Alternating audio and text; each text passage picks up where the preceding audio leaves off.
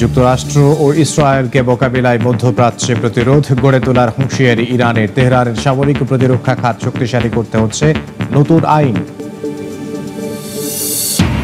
গাজার ত্রাণ কেন্দ্র যেন মৃত্যু ফাঁদে। ইসরায়েলি হামলায় প্রাণ গেল 57 ফিলিস্তিনির। গুরুতর অসুস্থ শিশুদের সরিয়ে নিতে যুক্তরাজ্যের 100 পার্লামেন্ট সদস্যের আবেদন।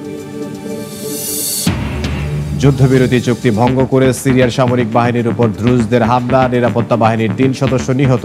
সিরীয় ভূখণ্ডে আবারও অভিযান চালানোর দাবি ইসরায়েলের। মধ্যপ্রাচ্যের দেশগুলোকে সঙ্গে নিয়ে যুক্তরাষ্ট্র ও ইসরায়েলের নিপীড়নের অবসান ঘটিয়ে দেশ দুটিকে গোড়া থেকে উৎখাত করবে বলে হুঁশিয়ারি দিয়েছে ইরান। ইসলামের চূড়ান্ত বিজয় অর্জন না হওয়া পর্যন্ত এ সংগ্রাম অব্যাহত থাকবে বলে জানিয়েছেন দেশটির জাতীয় নিরাপত্তা সচিব।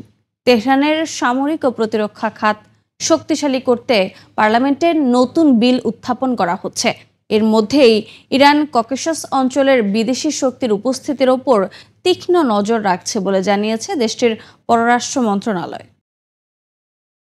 যুক্তরাষ্ট্র ইসরায়েলের বিমান হামলায় ক্ষতিগ্রস্ত পরমাণু স্থাপনা পরিদর্শন করা নিয়ে আন্তর্জাতিক পরমাণু সংস্থার তীব্র সমালোচনা করেছে ইরান। দেশটির পররাষ্ট্রমন্ত্রী জানান, IAEA এর উপপরিচালকের আসন্ন তেহরান সফর কোনো পরিদর্শন মিশন নয়, বরং শুধুমাত্র আলোচনার মধ্যেই সীমাবদ্ধ থাকবে। তেহরানের জাতীয় স্বার্থের জন্য ফলপ্রসূ হলেই কেবল ওয়াশিংটনের সঙ্গে আলোচনা সম্ভব বলে সাফ জানিয়ে দিয়েছে ইরানের পররাষ্ট্র মন্ত্রণালয়।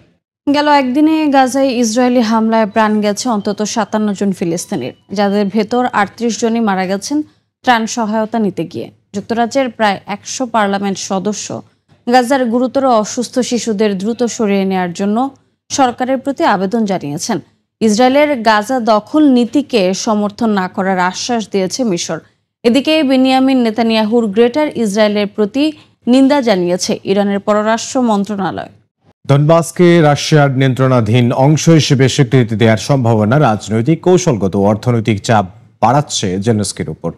লুহান্স্ক ও দোনেৎস্কের অধিকাংশ এলাকা এর মধ্যে রাশিয়ার দখলে থাকায় সামরিক ও কূটনৈতিকভাবে ইউক্রেনের অবস্থান জটিল হয়ে উঠছে। একই সঙ্গে যুদ্ধের খরচ সামলাতে বাড়ছে ঋণের বোঝা। সবকিছু মিলিয়ে মার্কিন মধ্যস্থতায় স্থায়ী শান্তি হলেও কতখানি চাপে পড়বে ইউক্রেন, বিস্তারিত থাকছে এই প্রতিবেদনে।